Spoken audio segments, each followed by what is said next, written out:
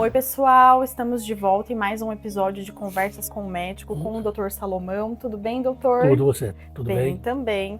Nesse episódio, trazendo um gancho dos outros episódios, a gente vai falar a respeito de como é feito o atendimento com o paciente, né, com a criança no caso, mas com o foco em relação à família. Como é, doutor? Porque eu penso que além de você estar ali olhando e examinando a criança, tem todo um protocolo que você tem que seguir também junto com a família, né? Como é?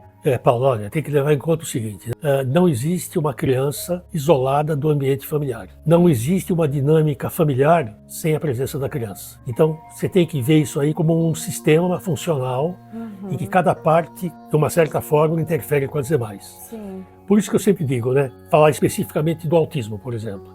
Não existe uma criança autista. Existe uma família autista. Porque a presença de uma criança autista severa, por exemplo, faz com que toda a dinâmica familiar seja diferente da que seria com uma criança típica. Então, você tem que levar em conta isso. E eu acho que no Brasil, a gente tem dedicado muito tempo ao tratamento que a criança tem que ter para poder ter alguma melhora, né? A gente não tem tido atenção suficiente para a família. Essa família tem que ser orientada. Precisa de um suporte. Precisa de um suporte. Imagine a carga que uma mãe tem tendo uma criança, qualquer que seja a sua deficiência, que passa horas semanais indo para terapias, escolas, uma série de coisas, tendo que cumprir também com o seu papel de mãe e de esposa. E né? de mulher. E de tudo mulher. Mais. Imagine uma família que tem uma criança que não dorme. A família não dorme. É um desgaste físico. É um desgaste brutal. Quer dizer, você dormiu pouco essa noite. Uhum. Você já sente os efeitos do roubo do sono. Eu atendi essa semana uma família e uma criança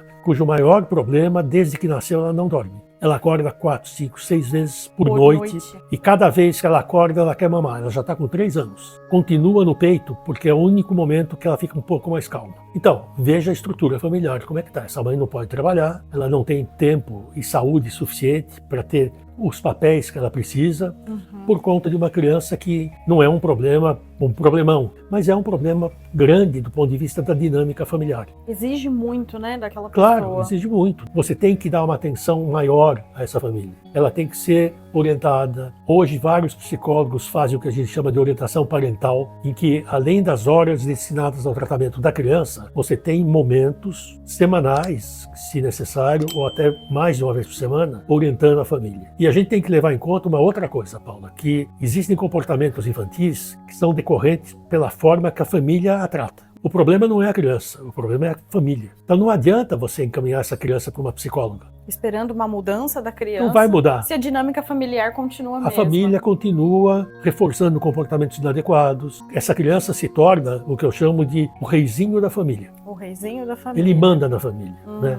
E a gente vê isso no consultório frequentemente. Uma criança que, a hora que ela quer interromper uma atividade qualquer, que ela não quer ser examinada, ela tem crise de birra, ela começa a bater na parede, e aí você vê a atitude dos pais, que é de proteção, de fazer por ela, de tentar protegê-la para não chorar. Tem pais que ficam apavorados no meu consultório quando estão conversando comigo e a criança começa a chorar lá na sala de espera. Tem mães que não suportam isso, elas saem, eu digo, deixa ela chorar, ela está com o acompanhante, a avó está tomando conta. Então leve isso para todas as circunstâncias do dia a dia, né? A hora da alimentação, quando você diz para a família que exposição exagerada a telas é péssimo para a criança, né? E eles não conseguem tirar porque ela começa a chorar. E aí o adulto não consegue gerenciar Não. e lidar com essa birra. Não, e o que ele faz, Paula? Ele reforça o comportamento inadequado. Porque a criança chora e ele entrega o Sim. aparelho, o celular ou liga a televisão. Você tira o celular, ela começa a berrar, dá para ela parar. Você tá o quê? Dizendo para ela, toda hora que você quiser o celular, é só você basta chorar. ter uma crise de birra. Então essa atenção à família é fundamental. Eu acho que a gente está começando agora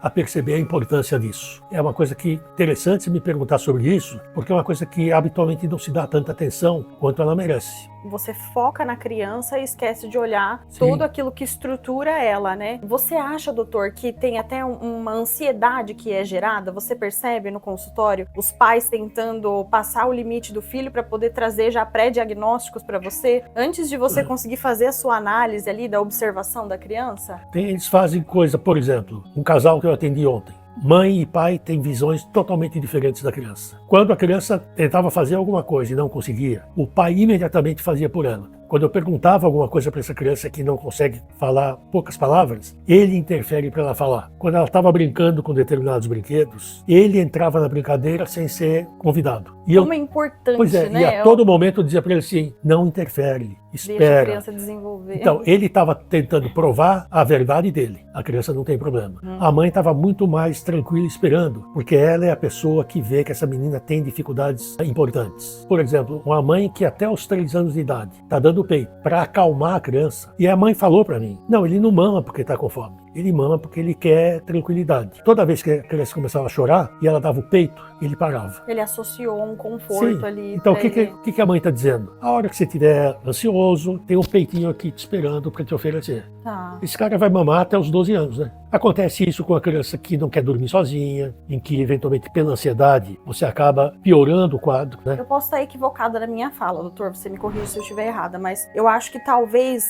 ocorra uma certa confusão ali em separar o que são comportamentos infantis padrões, ou você justificar isso pelo diagnóstico que a criança tem, né? Porque birra, tanto uma criança típica quanto uma criança não típica, ela vai fazer birra, mas você não pode justificar você atender aquela birra achando que porque a sua criança não é típica, ela precisa ser atendida, né? Imagino que isso deve ser muito conflitante na cabeça dos pais, né? E é muito difícil, inclusive, você diferenciar uma crise de birra de uma crise de desorganização de uma criança com algum distúrbio mais importante. O que eu aconselho sempre os pais a fazerem? Você sabe que teu filho tem um problema, ele tem um determinado diagnóstico. Funcione como se você não soubesse, respeitando os limites. Teve uma crise de birra, tenta se comportar como se fosse uma criança típica, até o ponto que você percebe que está ultrapassando os limites. Porque se você partir do princípio, coitado, ele é deficiente, você está criando um delinquente que vai fazer aquilo que eu disse antes, né?